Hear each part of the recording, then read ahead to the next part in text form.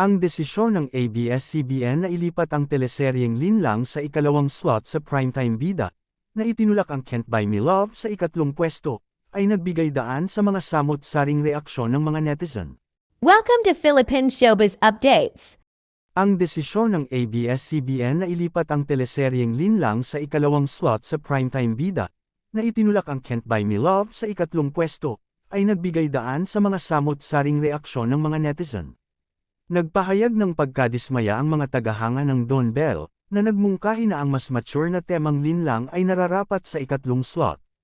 May ilang nagmungkahi na ibalik ang Can't Buy Me Love sa orihinal nitong time slot, habang may mga nagbibiro na ang karakter ni Juliana luwalhati ginagampanan ni Kim Chiu ay hindi lamang ng agaw ng asawa kundi pati na rin ng time slot.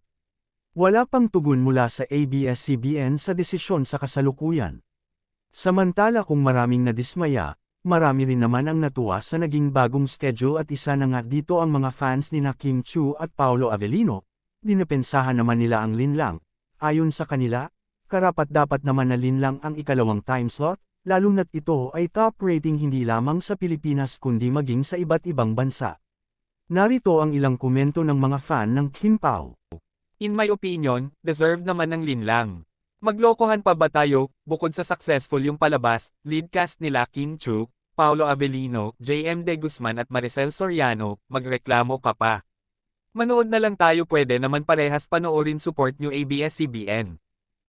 Ang market ng free TV ngayon, di na katulad dati, mostly much older na ngayon ang tutok sa free TV. Ang Gen Z mostly internet users, they can watch their fave movies or series anytime. Wala kaming isyo kahit 12 AM pa yan, manunood pa rin kami, sa Prime nga once a week lang tapos 12 lang ipapalabas, sa Free TV pa, na every weekdays. Problema ng Don Bell ba? Mag-off kayo TV pag Linlang, tapos tsaka nyo nabuksan pag CBML na, problema ba yan? Okay naman ang CBML, kaya lang parang ewan di mo alam, ano ba talaga ang nais iparating sa kwento, chor. Kasi lately, medyo parang di nabagay si Bingling. Opinion ko lang mas may chemistry si Maris at Donnie nung nag-Alaramon siya tas Irene * Snoop mas nag-trending. The second time slot in the primetime bida is always Kim's. She only gets what she has and deserves. Bagamat walang pahayag mula sa ABS-CBN hinggil sa bagong time slot, maaaring batayan ng network ang walang palyang top rating ng Linlang. Kahit parehong mataas ang rating ng Can't Buy Me Love sa Netflix at Linlang sa Prime Video, mas napanatili ng Linlang ang pagiging top 1 na marahil ang naging basehan ng ABS-CBN head. Kahit mature ang palabas, malakas ang hatik nito sa mga manunood, lalo na't exciting ang bawat episode.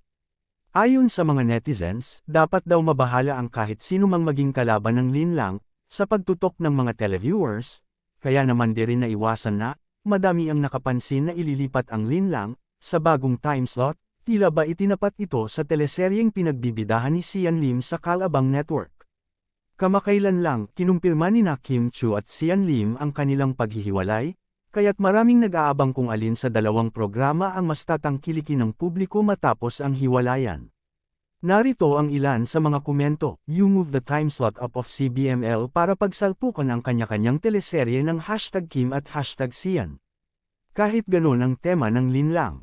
If confident talaga kayo sa serye edi ay third slot nyo, hindi na i-move nyo pa ang CBML, dami studyante nanood nun oy. Looks like itatapat ang Linlang sa Love, Die, Repeat. Sian vs Kim Woo.